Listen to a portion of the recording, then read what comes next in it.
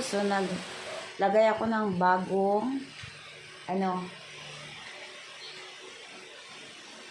desk rack. Kasi tinanggal ko itong dati, oh.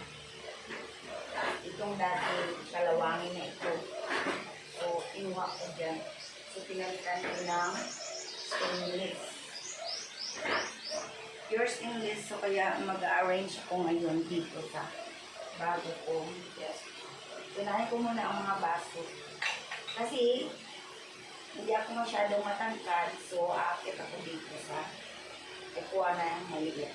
Yan.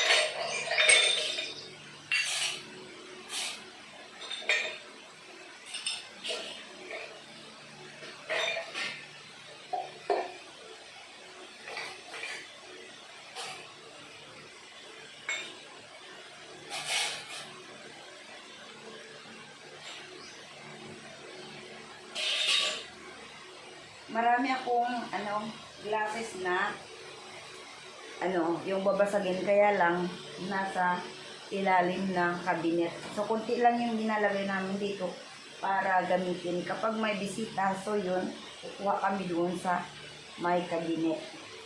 Baka nagtataka kayo kasi kunti lang yan. Para lang yan sa family. So ngayon na naman, meron din kami baso ng mga Tupperwares. So, ito naman, ginagamit ito kapag may bata. Para hindi mabasag.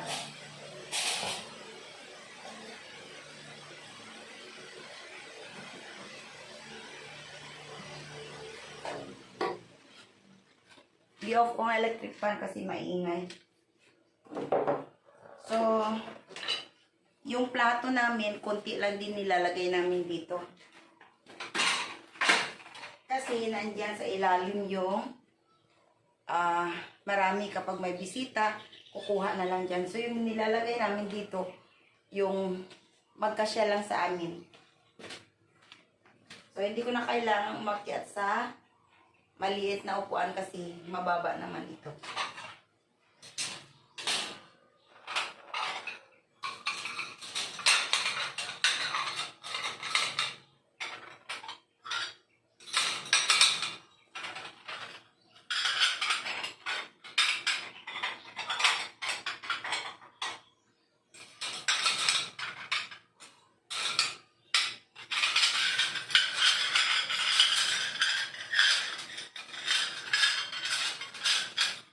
Marami akong ganito.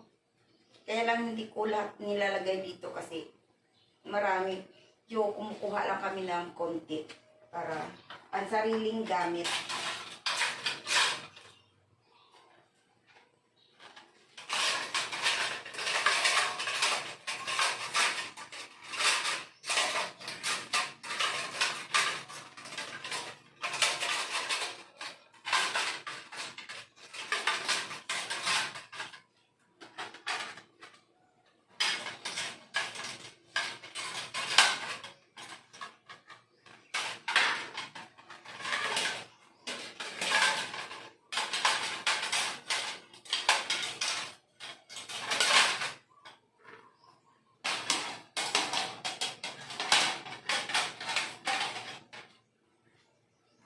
So, yan lang.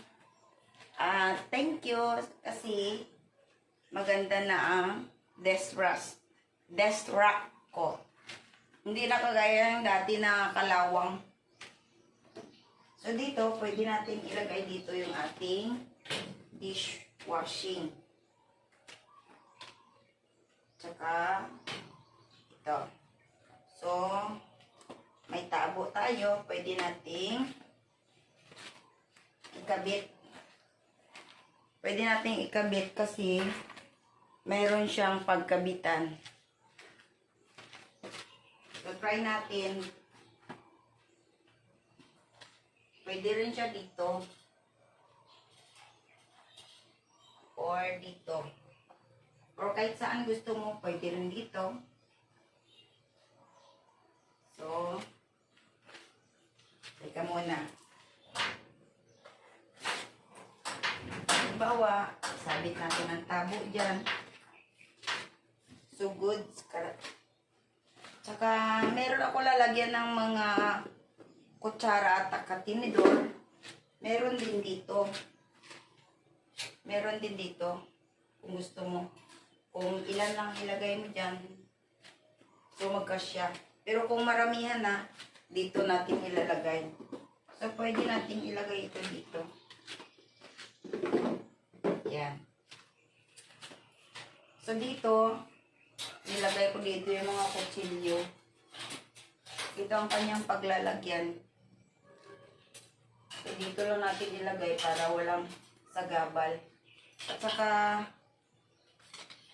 ito naman, lalagyan ito ng chopping board. May chopping board ako, pero hindi ko pa naubos, ayusin ito. Itabo ito. So, dito naman yung mga, yung mga gamit na pang luto. Diyan ko nilagay, oh. Diyan, oh. Yan. Kasi ayaw ko ng maraming bitay-bitay. So, gusto ko lahat dito. May strainer naman ito. Hindi naman ito yung tubig na para yung gamit magkalawang. So, marami pa akong dapat gawin. No? So, tayo-tayo na lang. Yung iba kong knife, doon ko nilagay, oh. Dito. Dito ko nilagay sa likod. Kasi baka matamaan yung paa. So, dyan lang muna siya. So, yan. For today's video, ganyan na siya. So, marami kang mailagay pa dito. Pwede rin dito. Pwede rin yan kung marami kang gagamitin na mga baso, tasa. Yan lang nilagay ko kasi nakalagay sila dito. Yan, o. Hindi nyo nakita. So, ipakita ko. Kunin ko muna, ha. Okay. So, dyan. Dyan yung yan. May mga bowl dyan. May mga tasa. Marami. Yung pagkakapihan. So, tinatago lang dyan para hindi masyado alikabok sa labas. Tsaka, meron din dito yung mga plato. Yan o, mga breakable na mga plato yan. Yan, tsaka doon pa sa loob. Yan. Hindi ko inilabas kasi, mabigat na doon. Tsaka yung dito, meron pa rin dito mga plato. Ito, nilagay ko lang ito kasi puno na doon sa kabila. So, yan, mga plato yan, mga baso. Yan. So, nakatago lang yan sila dito. So, nakita nyo? Yan.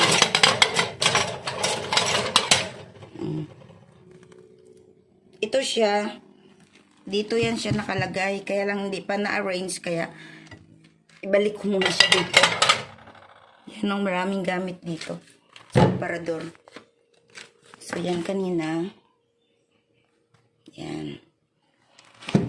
Tsaka, dito. Dito naman, yun siya ang mga, kawali. Nahulog. Mga kawali yun doon.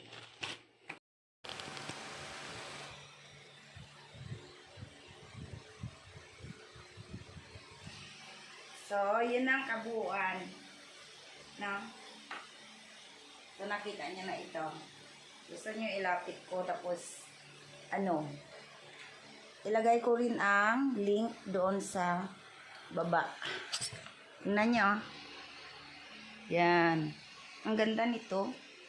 Maganda ang kanyang quality. Kasi pure stainless. So, ilalagay ko ang link sa comment section. Baka gusto nyong umorder. Yan o. Hindi talaga ito kinakalawang. Hindi kagaya nung isa ko na kalawang na. Yan o.